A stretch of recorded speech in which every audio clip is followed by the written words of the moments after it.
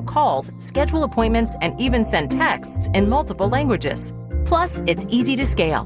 Create unlimited AI receptionists across any phone system. It's all powered by one reliable platform for effortless AI communications. See for yourself at ringcentral.com. RingCentral, voice of your business. To Curry, pump fake, fly by, three ball, got it with the buzzer sounding!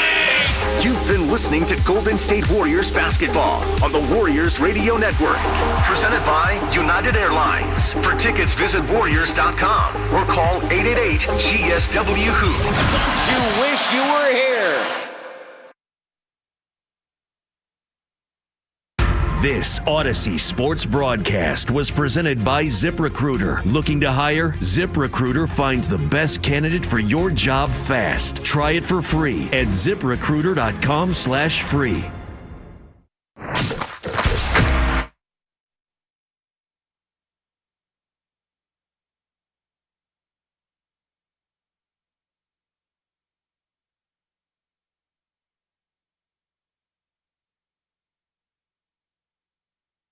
Short, long rebound. Melton tipped it and comes back and gets the ball. Curry's got it.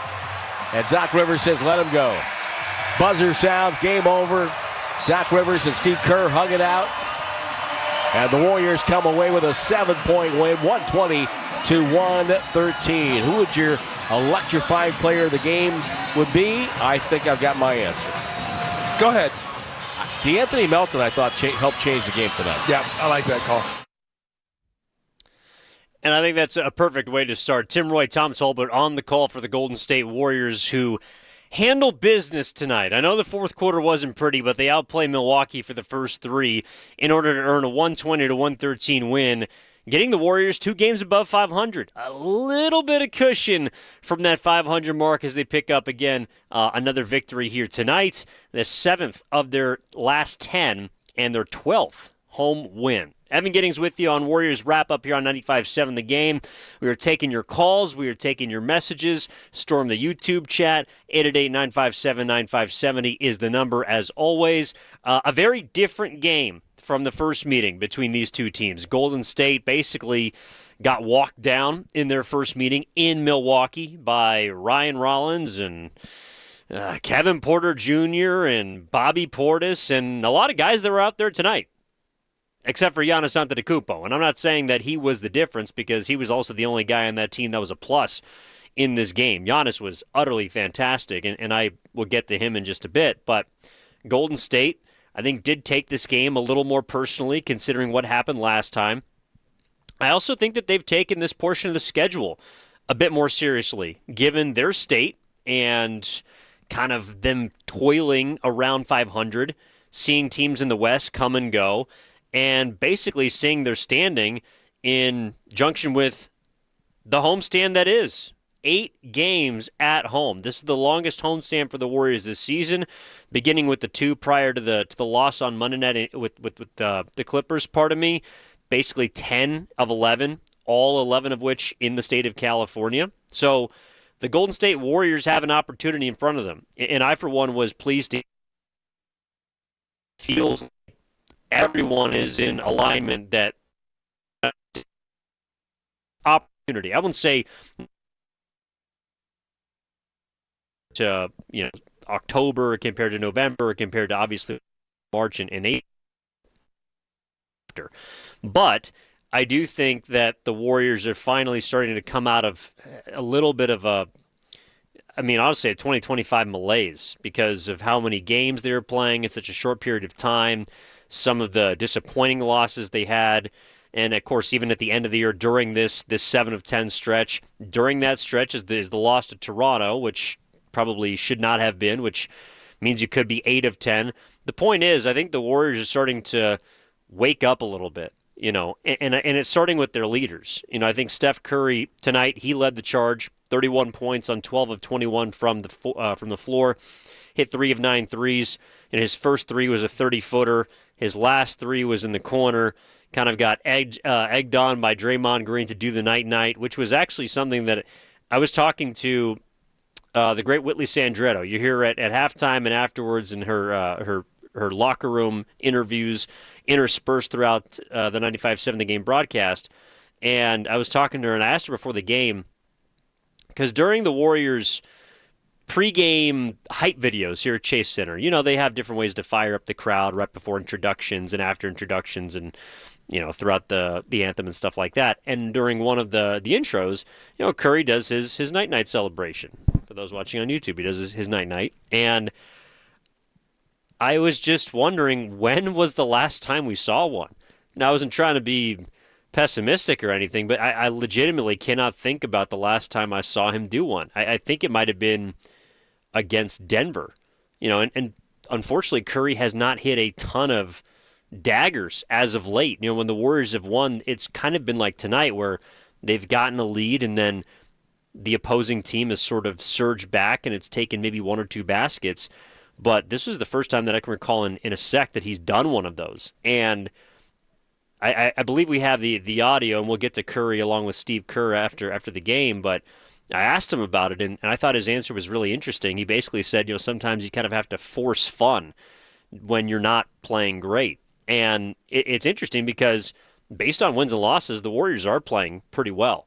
But the actual performance, if you've watched each of these games, would lead you to believe that they're starting to win. They're slowly, it feels like, again, they're not taking feet forward. They're stepping forward as far as inches are concerned, but they are moving in the right direction slowly but surely, and they still feel like there's a lot left on the table for this team. Obviously, the trade deadline in 8 days could determine some of that, but I think most of the guys are kind of the understanding, especially Curry, they're of the understanding that this is probably going to be the team that they have to figure out how far they can go with.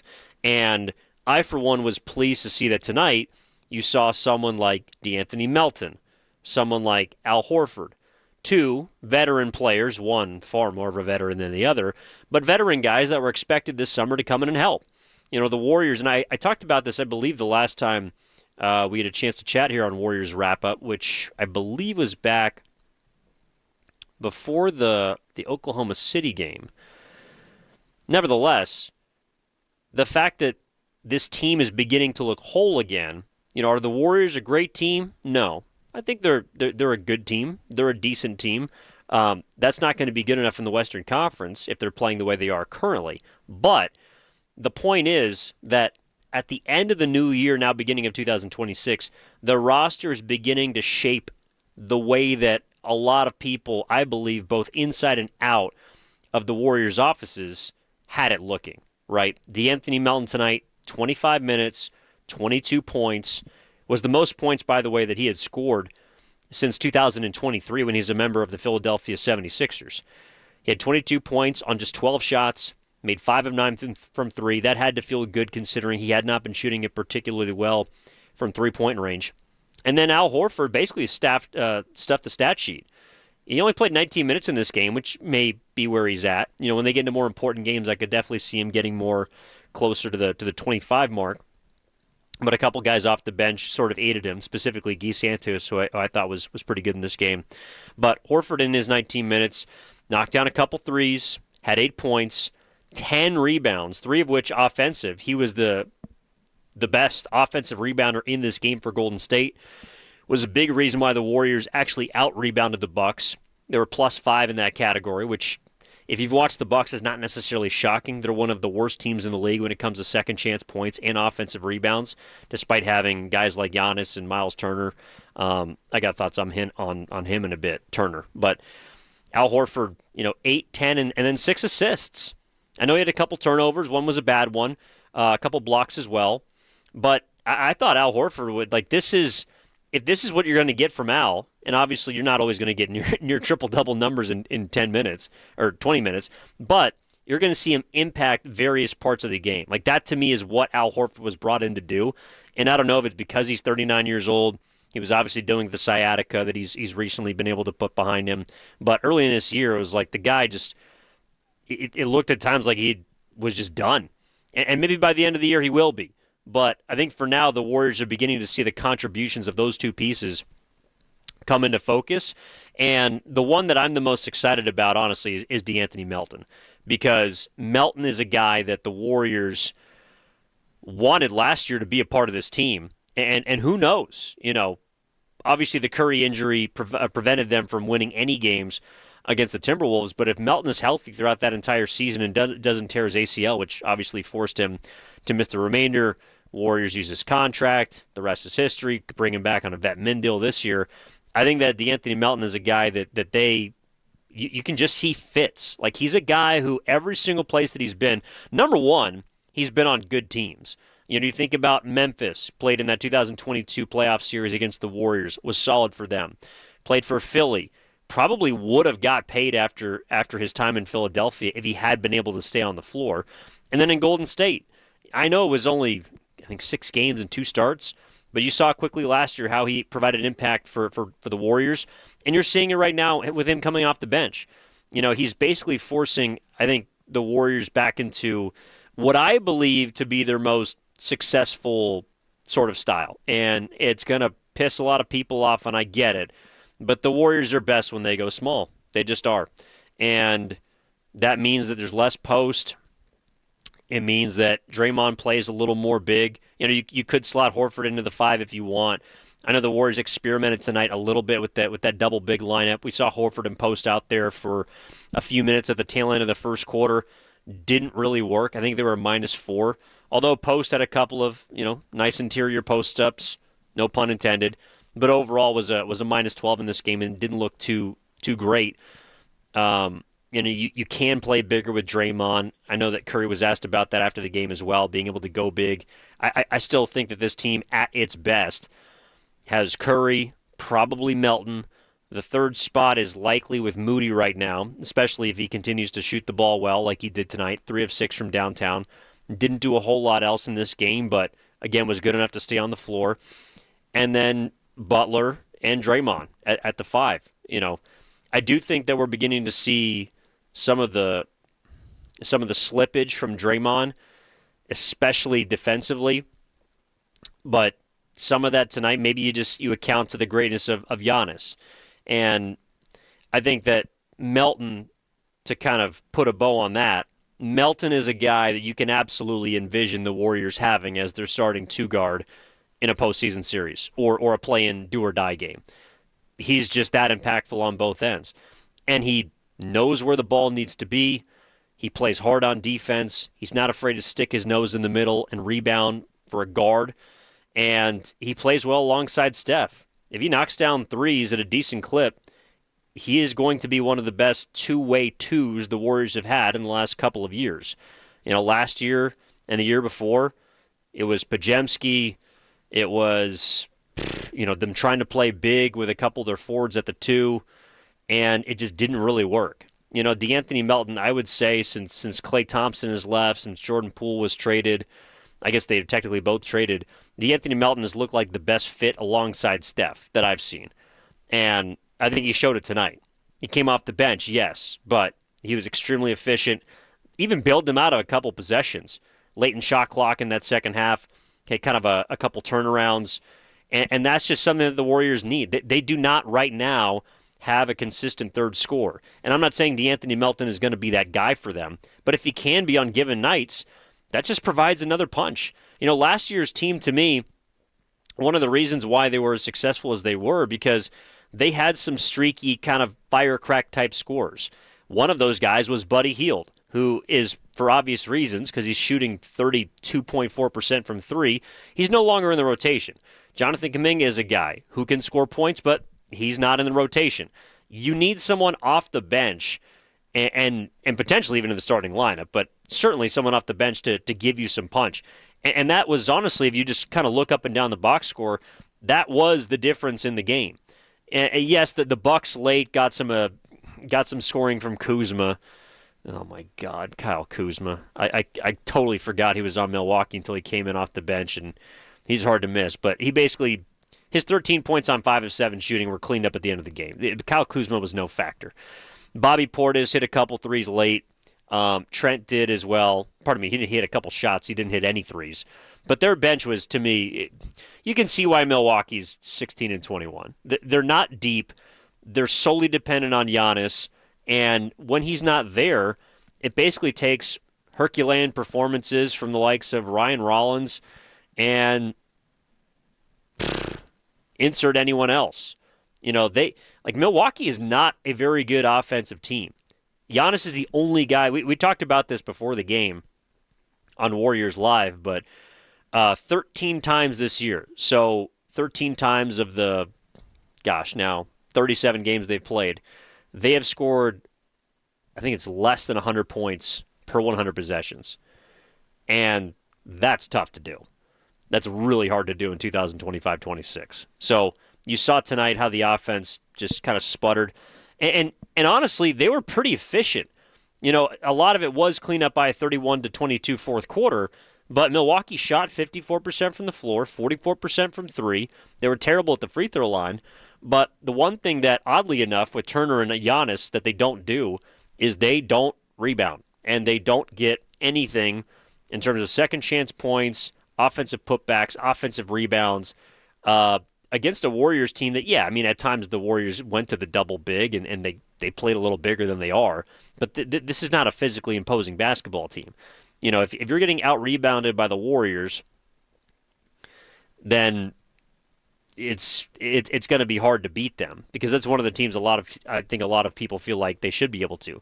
The other part of this game is you can just see defensively, Milwaukee's not a team that really is going to make you feel them. They don't get into your jersey. There's not a ton of deflections, not a ton of one-on-one great defenders on that team. And I think that's evident by the Warriors, number one, turning the ball over just 9 times, and also having 31 assists.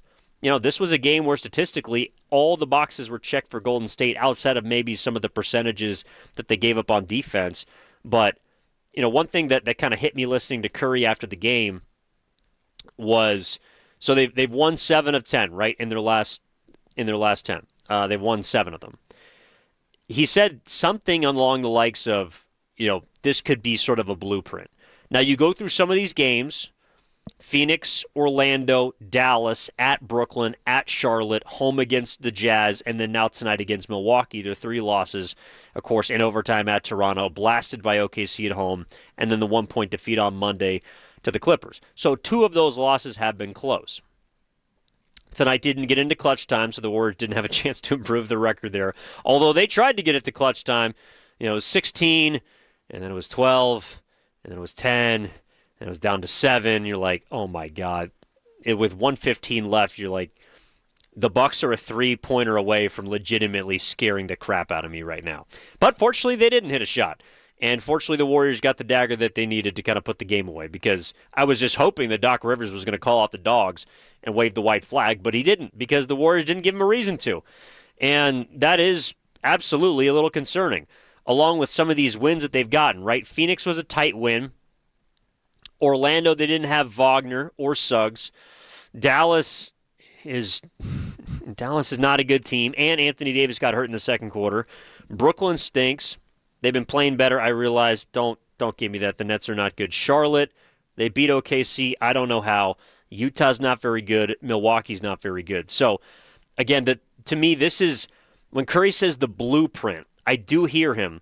But to me, this is the blueprint to do, if we're going to look at the glass half full, this is the blueprint to do what they have not been able to, I would say, for the first 30 games. And that's take care of business against teams they should beat. And that's not worth nothing, right? You think about the losses. Toronto, OKC, Clippers. Clippers to me are better than they've played. They're not great, especially when they didn't have James Harden. But you're going to have some stinkers, especially shooting the ball. Like tonight, the Warriors, they made more threes in the first half than they did the entire game against LA.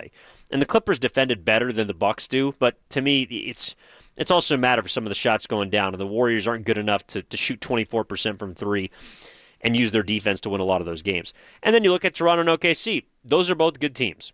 OKC is obviously the best team, although, wow, they got taken to overtime tonight by Utah, and that was another scary one for the Thunder, who I think they've won only 4 of their last 9.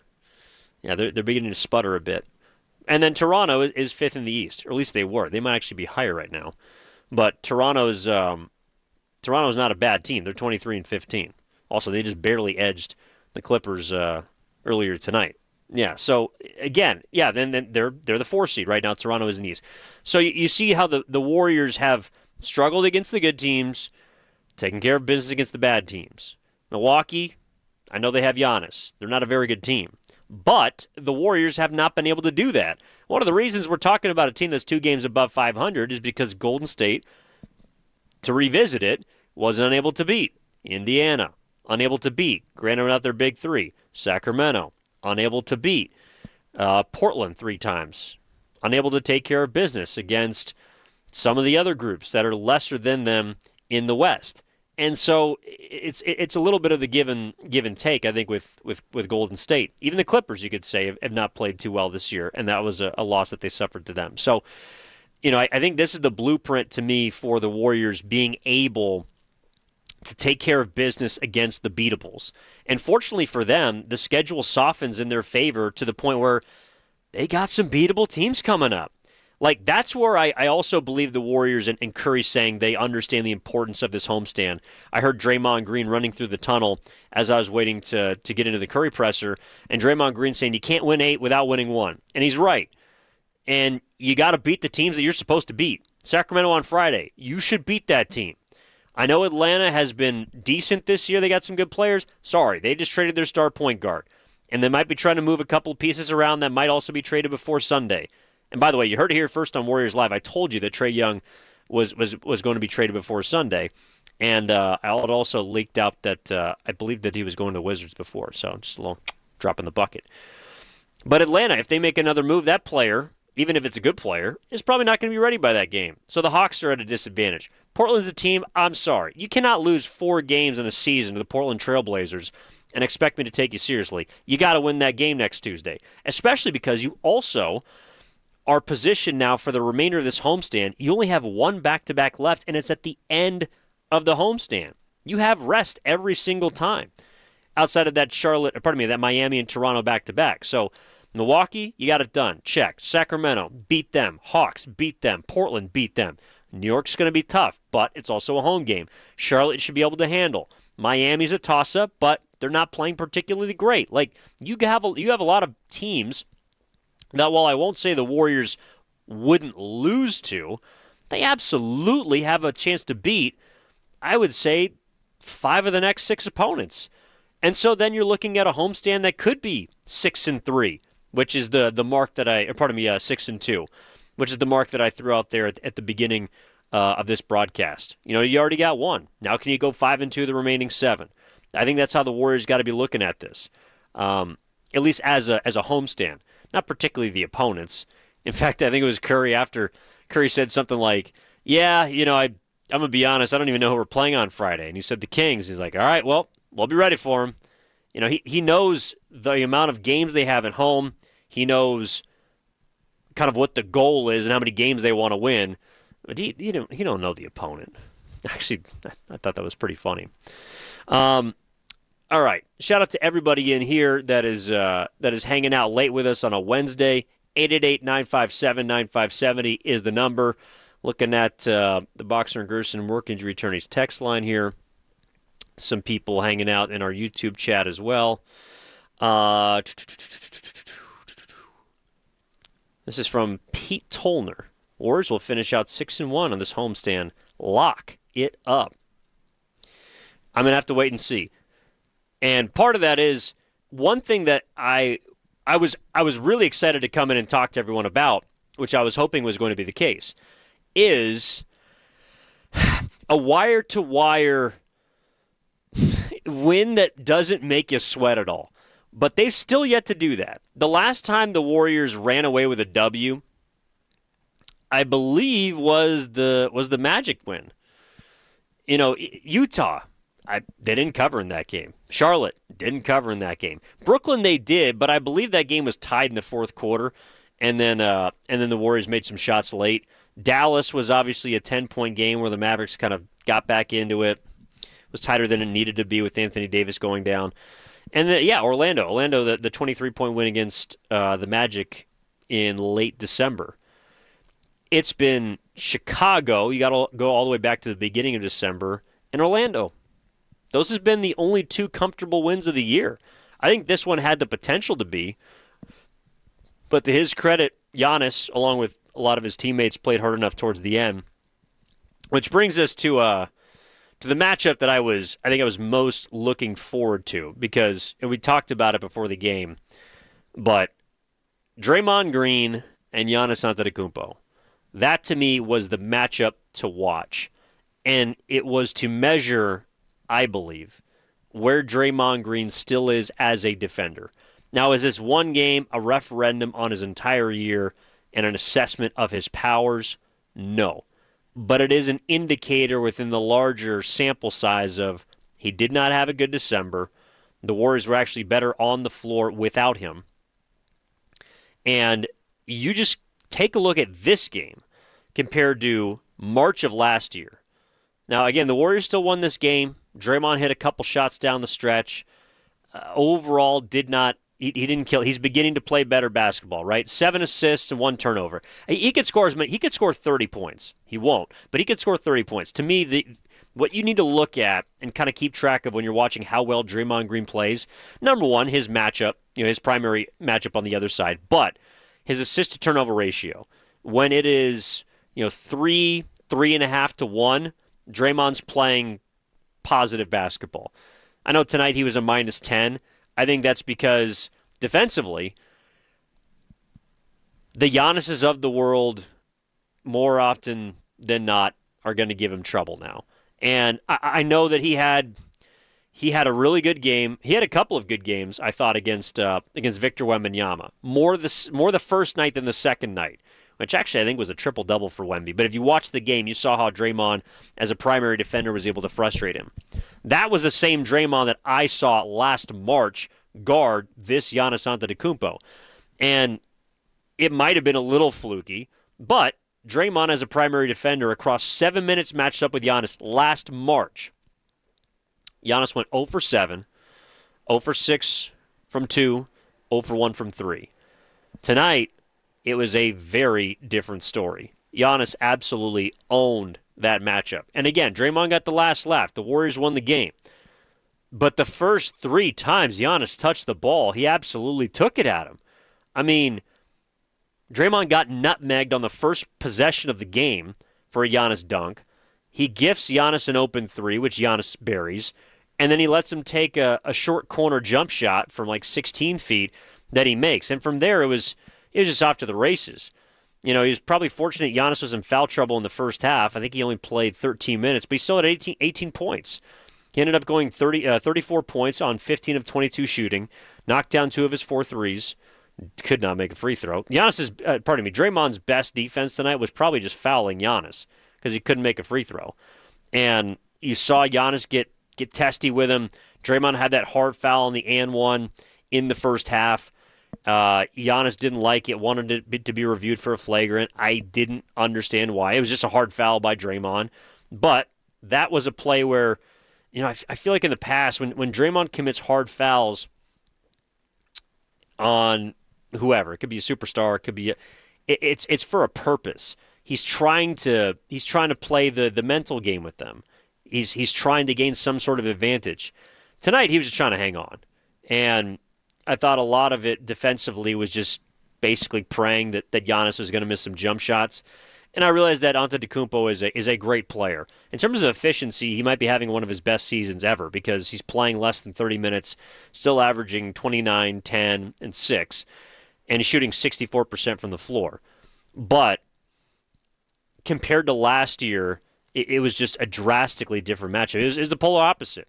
And I feel like if these guys played in a 7-game series, Giannis is going to get the better half of Draymond 4 times. Draymond's going to get the better half of Giannis 3 times, something like that. It'll even out. But just to see the way that they had matched up from last year to this year, in a year where you can see Draymond's age beginning to really take its toll, at least in December, it certainly did. Maybe he's starting to come out of it a little bit. That was a pretty stark contrast. And I got to say, too, like, Giannis is a guy that I think he wants to get out. Like, Giannis was so freaking frustrated during that entire game. he does not want to be in Milwaukee, I believe. Watching the way that he plays, he may be loyal to the city. You can't tell me that he enjoys playing basketball with that team. You just can't do it. Looking at the way that Giannis, there was even a couple plays where, I think it was in the second quarter, the Warriors had a quick little play. They off a made basket, come down the court, penetration, no point of attack defense, dump off, second pass to a cutter, easy layup. I think it might have been post. And the Bucks are just like walking the ball from underneath the stanchion. And Giannis is saying, rev it up. Like, hurry up. Let's get this thing going. We're not playing defense. We got to go score. We got to put the pressure back on him. And there was just no sense of urgency from his team. Giannis absolutely got the best of Draymond defensively, but I do not think that he's having fun playing basketball right now in Milwaukee. There's also a lot of, we love you, Giannis. There was an ovation for Giannis as he was introduced tonight. I thought Warriors fans did pretty well to try and let him know, hey, if you're feeling a little disgruntled out in Milwaukee, which we believe you are, come on down. Because I do think that's the only real way that this ends up getting done, is if Golden State becomes a place that Giannis wants to go to. So that's something to certainly keep an eye on. All right, we're going to take a little break here, step aside, come back, and listen to a couple of the big boys we got. We will absolutely hear from Steve Kerr after this win. I did not have a chance to hear his post-game sound. I did hear Steph, asked him a question as well, so we might have that sound for you on the other side as well. Evan Giddings with you on Warriors wrap-up. Warriors 120, Milwaukee 113. The Dubs 2 games above 500. They've won 7 of 10. Is this looking like a blueprint that you trust? How important is this homestand? Does getting off on the right foot make you feel a little bit better about the Warriors potentially beginning to turn the corner? I got some thoughts on that when we return on the other side. 888-957-9570 is the number. Again, 888-957-9570 if you want to call in, give me your thoughts. If you're driving back home from the game, if you watched at home and you want to get your takes off, let me know. Evan Giddings with you on Warriors Wrap-Up. We'll be back after this on 95.7 The Game. What's your financial future look like? At Pettinelli Financial Partners, we help you shape it. Whether you're planning for retirement, buying a home, or saving for something special, our professionals are here to provide clear guidance and smart strategies. Visit PettinelliFP.com today and take the first step toward a more secure financial future. The financial consultants at Pettinelli Financial Partners are registered representatives with and securities offered through LPL Financial, member FINRA SIPC. Investment advice offered through Stratos Wealth Partners, a registered investment advisor. Stratos and Pettinelli are separate entities from LPL Financial. I'm Bob Burke, founder and chairman of Burke America Parts Group, a family of brands that includes RepairClinic.com, an appliance and HVAC parts solution company that's grown into an international brand. Before AmericanEagle.com, we partially launched a new technology platform developed by another firm. American Eagle helped take our technology to a whole new level with digital marketing, software development, and business insights into our key markets, appliances, HVAC, and outdoor power equipment, and did so both on time and on budget. AmericanEagle.com has the resources, experience, and talent needed to produce solutions. Our new technology platform, developed by AmericanEagle.com, has produced tremendous results with higher traffic, conversion, engagement, and online revenue. If you have any home repairs you need to take care of, check us out at RepairClinic.com. If you need a world-class website or technology project, then I would highly recommend AmericanEagle.com. Call AmericanEagle.com at 773-NETWORK. That's AmericanEagle.com, 773-NETWORK. Neuropathy is a debilitating condition that is sometimes misdiagnosed. Symptoms can include pain, numbness, and tingling in your hands, legs, and feet. Neuropathy is a progressive condition that only worsens unless you get effective treatment. SF Bay Wellness is a leader in neuropathy reversal and uses FDA-cleared, non-invasive electric cell therapy to restore nerve function with no injections, no drugs, and no surgery. The treatments have a 95% success rate. If distance is a factor, ask about our virtual consultation option. Call SF Bay Wellness at 844-94-NERVE for the $99 neuropathy evaluation and receive a personal treatment plan that is tailored to your needs. Don't wait another day. Call 844-94-NERVE. That's 844-94-NERVE. Why keep suffering with the painful symptoms of neuropathy? You deserve to live a pain-free life. Start getting the treatment you need for your neuropathy symptoms. Call today. We all hear the radio ads about the IRS. They tell you to be afraid, to be scared, and they try to frighten you into calling. I'm not here to do that. Tax Relief Advocates is different. TRA is here to tell you that if you owe money to the IRS, whether it's $5,000, $50,000, or $500,000, we have a solution. It doesn't matter if you're sitting in your car, at work, or with your kids. No matter where you are, call now. 800-575-6986. Don't lose hope. TRA can eliminate or reduce what you owe to the IRS. Generous programs are now available that can give you a fresh start. Our passion is taxes and helping individuals fix their IRS problems. We have over 1,000 5-star reviews on Google and an A+ with the Better Business Bureau. You don't need to be afraid of the IRS any longer. End your tax nightmare today by visiting us online at TRA.com or call 800-575-6986. That's 800-575-6986. Tax Relief Advocates. Real solutions for real people. Now it's time for the closer of the week. Presented by LiftMaster and RNS Doors. Turn your garage into the envy of the neighborhood. Visit rnsdoors.com. This week's closer comes from Valerie from Fremont. Upon calling RNS, the receptionist was able to schedule a service technician for the next day. Edgar showed up in a timely manner, assessed the problem, had all the parts and new openers with him. Recently, my garage door opener was not working. I was in need of a closer. I was put in touch with RNS Doors, and they hooked me up with a brand new garage door opener from LiftMaster. With LiftMaster's MyQ connectivity, my garage door opener can be controlled right from my smartphone. You'll know when a door or gate has been left open and can close it with a tap, no matter where I am. Be one of the first 10 callers and receive 20% off a LiftMaster garage door opener. Call 1-800-FIX-A-DOOR. That's 800-FIX-A-DOOR. Or visit rsdoors.com. R&S Doors. Look for the red truck. He's the best interview in the Bay Area. He looked like Steph Curry always has, so he still got it. I mean, I think the biggest thing when you're 37 is maintaining the level over the course of 82 games. And he joins Willard and Dibbs every week during the NBA season. We have a blueprint that everybody's feeling confident with. Steve Kerr is presented by Great Clips. In sports, success is about team effort, and the same is true for your hair. Great Clips. It's gonna be great. Welcome back to Winter Hack Radio, the place for clever hacks to survive the season. Icy driveway? Well, try spreading sand or birdseed to help with traction. Snowy puppy paws? Well, grab a whisk, brush it off, done. Catch COVID-19? Well, just get...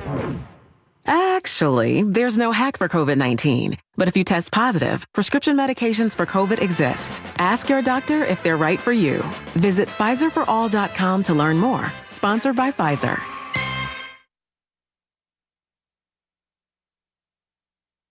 Curry over the shoulder flip to Draymond. He'll drive in, throws out to Santos. Yee with the dribble, back to Draymond. Shot clock at 7. Here comes Moody. Ball thrown up top to Melton. Melton, 2 dribbles on A.J. Green. Spins with 1 on the clock. Shoots it. It's on the rim and rolls down. Clutch shot by DeAnthony Melton. Give him 21 on the night. Oh, basket is looking like a kid's pool for Melton. Now back to Warriors Wrap Up on 95.7 The Game. Evan Giddings live from Chase Center with you. Big shout out to Tim Roy and Tom Tolbert on the call there. And yeah, I mean, I realize that Curry, hits the night at the end. The Warriors as a whole shoot pretty well from distance compared to obviously Monday. They make 18 threes. They only had 10 against the Clippers. Kind of a ho-hum night. We haven't talked about even Jimmy Butler, who had 21 points tonight. Also aided an effort that was led by 5 different dubs with double digits. But to me, the story of the night and the beginning of this 8-game homestand is DeAnthony Melton and him looking like he's beginning to emerge as the player who was promised this summer. 22 points on 12 shots, made 5 threes, a season high for him, and scored the most points that he scored in a game since 2023 when he was wearing a Sixers jersey. This is a guy that the Warriors loved last year. Everyone believed was going to be a good fit until the injury, and he's been slowly working his way back. I think he's a guy that is going to eventually, if and when the Warriors get to a play-in game or a postseason series, he will be the starting 2 alongside Steph. And I think tonight was the first real glimpse of that because he's beginning to get more minutes. He's beginning to play alongside both Steph and really anchoring that bench as well. Eventually, I believe he'll probably move into the starting lineup. And I think he also allows the Warriors to play small, which to me is when they're at their best. I know people want this team to go out and get a center at the deadline and add some more size, and maybe they will. But despite the fact that DeAnthony Melton is a player who stands 6'2" or 6'3" on a good day, he adds a little more positional versatility to a team that does not have a lot. And he also is a two-way player, of which they don't have a lot. And especially alongside Steph, that's the guy, the prototype of player that I believe Curry needs in order to be at his best.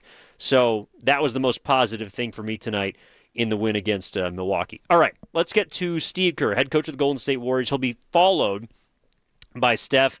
Our guy Cameron Williams, the best in the biz, back in our Laughing Monk studios, is going to trim up Curry for you because he actually did talk for a while. But first up is Steve Kerr, head coach of the Golden State Warriors after the 120-113 win. Here's Steve. How much did Al's presence mean to you? I mean, he did a little bit of everything, and just how important was that in this game? It's great. Al was great. It's we're starting to get to the point where we've been able to bump his minutes up. And he looks healthy, feeling good. So to play him 19 minutes tonight gave us a really good rotation. And he was terrific. I mean, he did everything: rebounded, passed, blocked a couple shots. Fun to watch Al play. Steve, what did you think of the way your bench, specifically Al and Melt, did tonight? Yeah, I thought they were both great. The bench came in, did a really good job.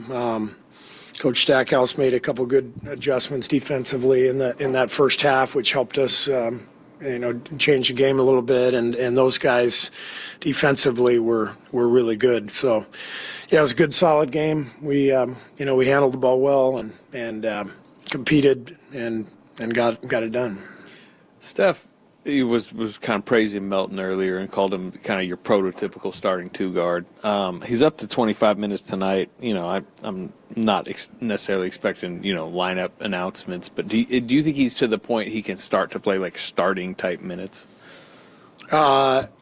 He's been out basically for the most part of 2 years, so we're going to keep doing what we're doing, bring him off the bench, keep his minutes climbing. As soon as Rick tells me he can play 30 minutes, then there's going to be nights where he plays 30 minutes. He's a hell of a player, and so obviously I like our starting lineup right now. We're in a good groove. We're playing pretty well overall. We're solid, and Melt gives us a great option off the bench. And as you've seen, he's closed most of the games here the last couple of weeks. Steve, what led to tonight being such a better shooting night with the efficiency? I don't know. I mean, sometimes the ball goes in, sometimes it doesn't. It's a cliche, but it's true. It's just, we got good shots the other night. We got good shots tonight. Tonight they win it. Steve, you said Stack helped you make some adjustments. What were some of those adjustments? I'm not going to tell. Can't give us at least a little clue? We don't give those secrets away. Yeah. All right. Yeah. Hey, Steve, to your right, we talked a little bit before the game about this 8-game homestand and the opportunity it presents. How big is it to get this first one, especially? I know you guys were frustrated after the Clippers game. How big is it to just kind of start this thing with a win? Yeah, very important. 8 straight at home. The schedule is finally turning for us in our direction, and so we want to take advantage of it and have a great homestand and make a push and get some separation from that 500 mark that we've been hovering around all year. What are you seeing with regards to the ball security the last couple of games, turnovers? Just great decision making. Draymond, I think the last 2 games, I want to say 19 assists and like 2 turnovers.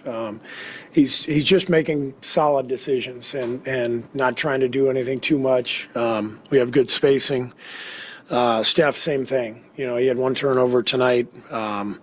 So when those 2 guys in particular are, just making simple decisions, they're still able to create plenty of offense for us, without taking risks that turn into threes and dunks at the other end. So it's up to those 2 guys. Jimmy always takes care of the ball, and it's really up to Steph and Dre to continue this pattern of allowing us to win games just through our execution and our defense.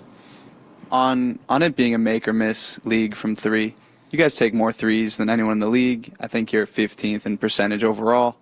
How would you evaluate like the shot profile, the shot quality that you guys have gotten this year, and do you think like that percentage, could have some positive regression? I do think. I think positive regression is an oxymoron, is it not? I believe it's called progression, maybe. I don't know. I do think that our shooting will improve because we have good shooters. Like Melt's a perfect example. Tonight he goes 5 for 9. He's finally getting into the groove after coming off the injury. Al, same thing.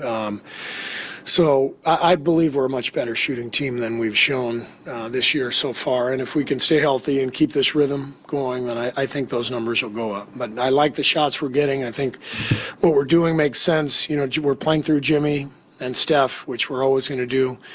And those two guys create a lot of shots for people. And I have a lot of faith that we'll continue to get better. I guess to follow on that, Moses with 3 threes tonight. Just what have you seen from him in the last few weeks? I know that the shot has been down a little bit, but what have you seen just in general within the last few weeks? Well, what I love about Moses is he's the same guy every day. He comes to work, puts in the work, and he doesn't get too high or too low. And he understands that over 82 games, there's just spells in the season where shots don't go and you lose your rhythm a little bit and. You don't panic. You just keep shooting, and that's that's what Moses does. He's a real pro, and he belongs in that category too, with Melt and Al. Like I have no doubt that Mo will find his groove as well. Steph said he likes the focus everybody's coming with right now. Would you agree? Yeah, totally agree. I think we've won 7 out of 10, and there are a couple in there that we very easily could have won. It just feels like we're much more consistent now and solid than we were earlier. It felt like we were up and down quite a bit. I like the focus. I thought like Draymond's energy has been so good, the last couple games, and obviously all the stuff that happened a couple weeks ago. Like he's in a great place. I just think our team is settling in and ready for a move. And that's the head coach of the Golden State Warriors, Steve Kerr. All right, you're listening to 95.7 The Game, KGM, ZFM, and HD1 San Francisco, always live in the free Odyssey app, Twitch and YouTube, powered by First NorCal Credit Union, home of the Golden State Warriors and Valkyries. Cameron is back in our Laughing Monk studios. My name is Evan Giddings. Warriors wrap up live here at Chase Center, 121-13, Golden State 7 of 10. You heard that last part from Steve Kerr kind of about finding a rhythm. Again, I think that's kind of what you're beginning to see. Now, it doesn't mean it's good enough to beat some of the best teams in the West or in the East. That will continue to learn. But the teams they have taken care of are the teams that I would say for the first, 30 games of this season, or 25, it was kind of a coin flip. And to take down, Phoenix, hampered Orlando, depleted Dallas, at Brooklyn, at Charlotte, Utah, Milwaukee, those are teams that you got to beat if you want to be in the mix. And I think the Warriors are beginning to stabilize. Kerr's beginning to stabilize with how much he's, just kind of relying on this rotation. I think the emergence of Melton along with Horford has absolutely strengthened that bench. And when and if Melton is able to move into the starting lineup alongside Curry, that will put someone else on the bench that could ideally help them as well. Maybe it's Post, maybe it's Moody. I think they can kind of mix and match. But either way, you're beginning to see this team take shape. And you're beginning to, I think, figure out why, as much as I'm not wholeheartedly on board with it, why Kerr believes the answers for this season's team are more internal than external compared to last year. And might be able to get something at the deadline, might be able to make something happen. Certainly nothing as big as the Trae Young move earlier today, but, who knows. Speaking of great point guards, all-time point guards, not talking about Trae Young, Steph Curry was talking after the game about a lot of these kind of subjects as well. The homestand, the opportunity, kind of a chance to turn the corner in 2026, and just the way that he feels like this might be a potential blueprint for things moving forward. Here's the chef after the win against Milwaukee. How much, if at all, did the matchup earlier this year in Milwaukee play into the way you guys played tonight? Not much, because Giannis didn't play, but just the sense of urgency on early in the game get into their shooters and just trying to make it tough on them. Obviously, Ryan had a great game last time when Giannis was out and dominated the whole game, but it was more the recipe for how we're supposed to win games compared to the Clipper game. We made more shots, but it was the same kind of vibe. Good defense, low turnovers, trying to keep them off the offensive glass, and you'd hope that that would add up to a win. You made a ton more shots this game than against the Clippers. I think you're like league average 3-pointers, as a team this year. Do you feel like you're better than that? I mean, you're only as good as the shots that go in. So I'd like to have the confidence and the belief that we are, but it's, trying to create good shots, consistent good looks for good shooters. You stick with that, you'd hope that that would build over the course of a stretch of games. But I'd like to have the belief, but you got to go, knock down shots. Steph, how welcome was it to see Melton go off for 22 and for what Al gave you guys off the bench? Yeah, those two guys weren't available much or at all early in the year, and they're both trying to find their legs, their rhythm, but you can see how much of a difference they can make off the bench. And I think those two guys, like surrounding Jimmy with those two, and kind of you pick the next two, like it's a good recipe for shooting high IQ guys, and then defensively they both know what to do on that end. How much have you kind of mapped out this 8-game homestand, looked at it, in its full capacity, or are you just trying to go one game at a time? I'm gonna be real with you. I don't even know who we play next. Kings on Friday. I honestly have no clue. We had a rough flight back from LA and that whole situation. So all energy was just trying to get through tonight. But I know we play pretty much every other day. By the opponents, I would have failed that quiz. How rough was the flight? You guys got in the air too and had to turn around, right? Yeah, we got home safe, so nobody's really complaining about it. But it was not ideal down there and on the way back. Steph, that's 2 games in a row now where you guys have had under double-digit turnovers. I was wondering, what has been the biggest difference these last 2 games when it comes to keeping those turnovers low? I think everybody individually would have to speak to what their focus is.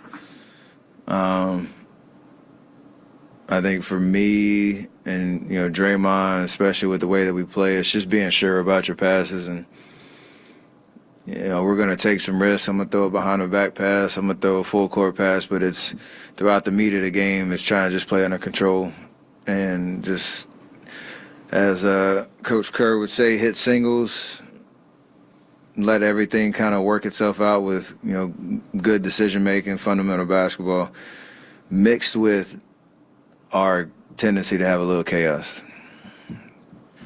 Steph, it felt like towards the end there, that last shot had a chance to kind of do a celebration we haven't seen in a while, the night. Do you feel like that's a sign that maybe some fun's beginning to return to a stretch of the season where you guys are starting to put together a good stretch of basketball? I mean, the more you win, the more everybody feels good, the more momentum you pick up. The vibes are,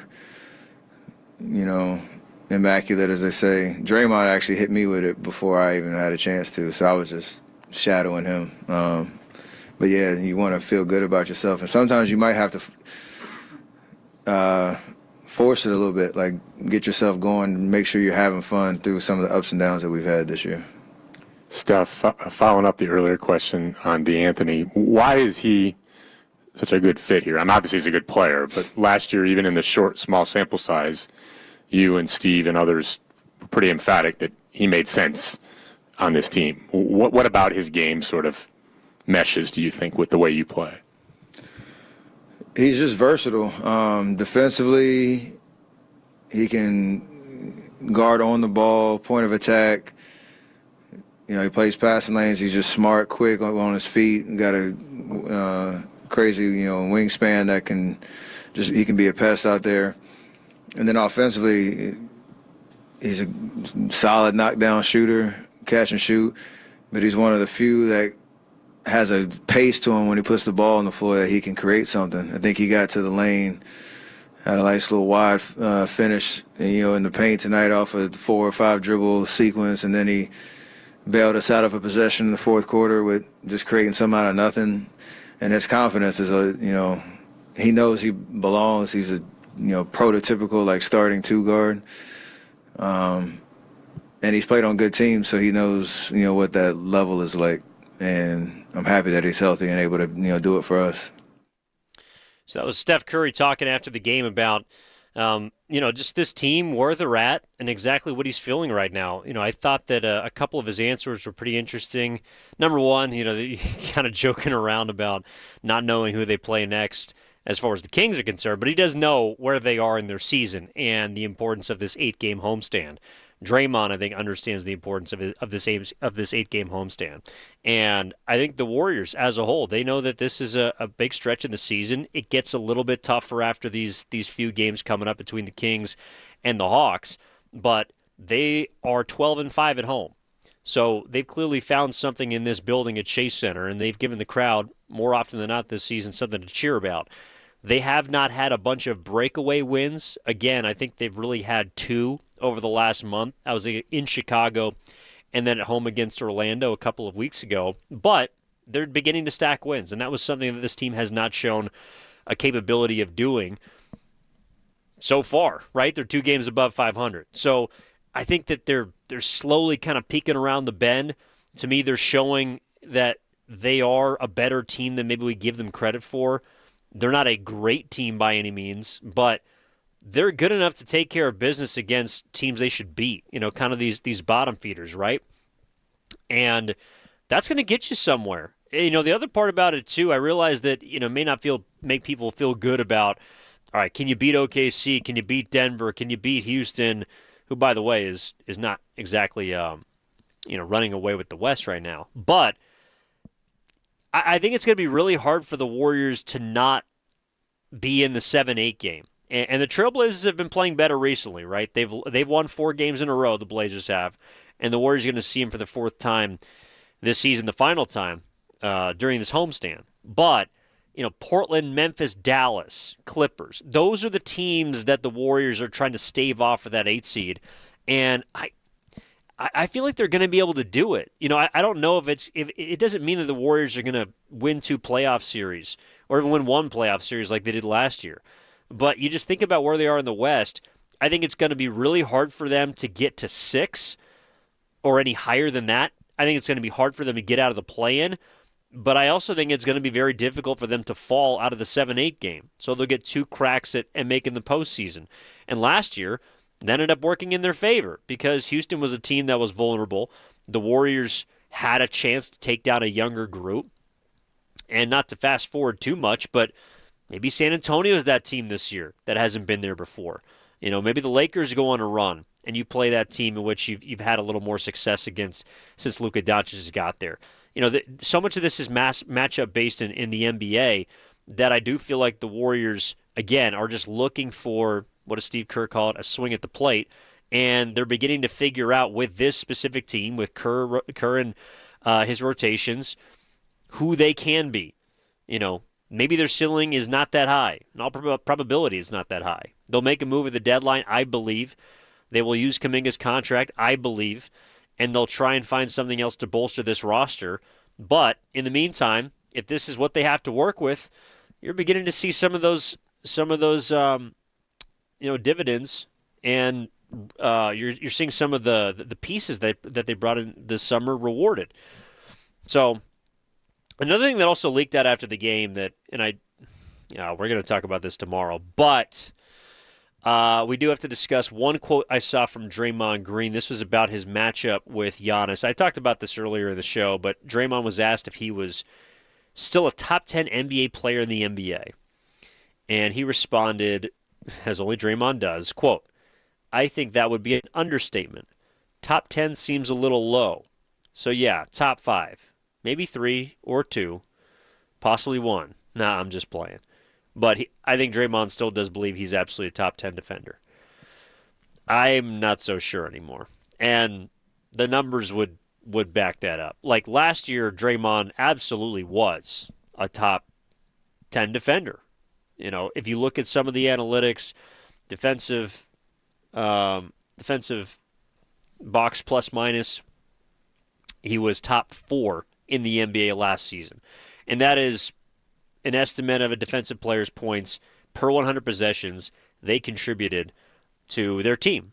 So Chris Dunn, Jokic, Wemby, Amen Thompson, those were the guys in the same, Dyson Daniels, basically all the defensive player of the year candidates were in the same group as Draymond Green last year. That is what he contributed on that end. In terms of defensive win shares, Draymond Green also pretty high. You're looking at top 10, top 15. This year, it is just not the case. I don't even have to go to the eye test. I mean, tonight he got absolutely owned by Giannis. But, you know, you look at the defensive box plus minus, he's right around top 10, a little bit out of it. That's where he is right now. And in terms of other analytics, Draymond Green is even lower than that. So Draymond's got to prove the remainder of the year that he still is the top 5 defender that he believes himself to be. Because so far this season, I've only seen it twice. And it did come against Victor Wembanyama. One of the games I thought he was much better than the other. But we haven't seen Draymond be able to own elite offensive bigs, or just bigs in general, the way that he has even last year. So far this year. I thought tonight was a big test for him. You know, last year he shut down Giannis in a way I have never seen before. He was 0 of 7 against him, 0 of 1 from 3 across 7 minutes. Didn't get anything on Draymond. Tonight, he got everything. Yeah, he missed a couple shots. He missed some free throws. Giannis won that matchup. And Giannis is a great player. But Draymond Green has been, and I believe has maybe still the capability to do it. Maybe he doesn't. To be a great defender. That's why he's going to be in the Hall of Fame. You know, Draymond Green is one of the biggest keys to the Warriors' engine during their dynasty. What he was able to turn himself into as an offensive threat, being a facilitator, being able to run the floor, his battery, the vision. I mean, he was as versatile of a forward as there was during his heyday. And even a few years ago when they were winning championships. But now he's a negative on offense. And where he still brings value is on the defensive end. But this year I would say he slipped on that side as well. I think he played well tonight. I think he's beginning to turn a corner as a whole. He's taking better care of the basketball. But that's on the offensive end. To me, what Draymond has to be in order to be an effective player right now in 2026 is a player that takes care of the ball. 7 assists, 1 turnover tonight. Against the Clippers, 12 assists, I think 2 turnovers. That's great. That's incredible. And that's what he has to be in order to help this team. Defensively, meanwhile, I'm not sure if he can summon what he had last year. He's 35 years old now. It's a bit tougher for him. And these kind of elite one-on-ones, these primary assignments against the best of the best, I'm not sure if he can win them anymore. At least as often as he did even last year when he was a top 3 defensive player of the year candidate. But overall, I think the Warriors they're in a decent spot. You know, I'm not expecting this team to rip off 7 of 8. They've won 7 of 10, but can they do that for the next 10 games? You know, can they go 14 of 20, maybe even 15 of 20? Like that to me is where you begin to find some belief in this team having a little bit of action. Having action the way they did last year. You know, I didn't. I know a lot of people didn't really believe in the Warriors last year until they got Jimmy Butler, and they showed over an extended period of time, 30 games, that they could play quality basketball. They are a third of the way there. Let's think about it like that. You know, if they play at this pace, 21 out of 30, 21-9, then you start to think about this team as being a squad that might have something. But until that point, or until, you know, the next 5 to 10 games, I would say the rest of this homestand, we're going to learn a lot about this team during this homestand because they play well here. They've won 12 of 17 games at home. They do have some good teams coming up on their schedule. The Knicks are certainly one of them. That back-to-back against Miami, along with Toronto, is going to be troublesome. They've had trouble against Portland. These are teams that are going to test them. And how do they respond? I think if this homestand goes well, that's when we can start maybe recalibrating how we feel about the Warriors, because it's also going to coincide with, I believe, the trade deadline. They have now 17 games until the February 15th deadline. They have now 4 games until the January 15th deadline in which Kuminga's contract becomes eligible to be traded. So I think a lot to still learn about this team, a lot of positives to take away from tonight, but also still some stuff I understand if you're a bit skeptical about it, because this Warriors team is just now, they haven't won 4 games in a row yet this year. They've won 7 of 10, but they haven't really been able to play an extended stretch of, all right, a lot of greens, a lot of W's, a lot of vibes, everything's feeling good. They're 2 out of their last 4. So can this team show us something? Can they go win Friday? I think they should absolutely win that game. And on that note, I will be with you on Friday at 6 o'clock for Warriors Live on 95.7 The Game. Tim Roy and Tom Tolbert, as always, will have the call. Game 2 of this 8-game homestand. Sacramento on Friday, Atlanta on Sunday. Cannot wait. The Warriors potentially, I know playoff football is going on, and everyone's happy about where the Niners are at, going to Philly. Everyone's hyped for that game. But keep your eyes on the Warriors. Don't lose track of them. We're learning a lot about this team, and some of those additions from the summer are beginning to show up. Melton, Horford, along with, obviously, the mainstays with Golden State. So, big thank you to everybody who has tuned in tonight. Big thank you to everybody who has, even donated. Dylan Palmer, 901. Is that a euro, buddy? 249 to say 1? I appreciate you. I'll see what I can convert, because I think the dollar's a little low compared to the euro right now. But shout out to everybody who tuned in tonight, everybody who has listened throughout this season, continues to listen, and is going to listen tomorrow, because we got you locked from, of course, 6 to 10, Spadoni and Shasky, 10 to 2, Steiny and Guru, and, of course, Willard and Dibbs from 2 to 6. All that on ahead on a Thursday. We'll turn our attention to the Warriors, the Niners. We got a lot coming up on 95.7 The Game, and keep it locked right here. Big thank you to Cameron Williams, our network coordinator, as always, holding it down for us. Big thank you to Stephen Risotto, making everything sound great for us. My name is Evan Giddings, saying so long from Chase Center. One last time, the Dubs victorious, 120 to 113. We'll talk to you next time on Warriors Wrap-Up on 95.7 The Game. In 1848, James Marshall discovered gold at Sutter's Mill, and in 3 years, a multicultural migration grew a sleepy trading post of 800 to a city of over 250,000. These were the first dreamers, innovators, builders, and inventors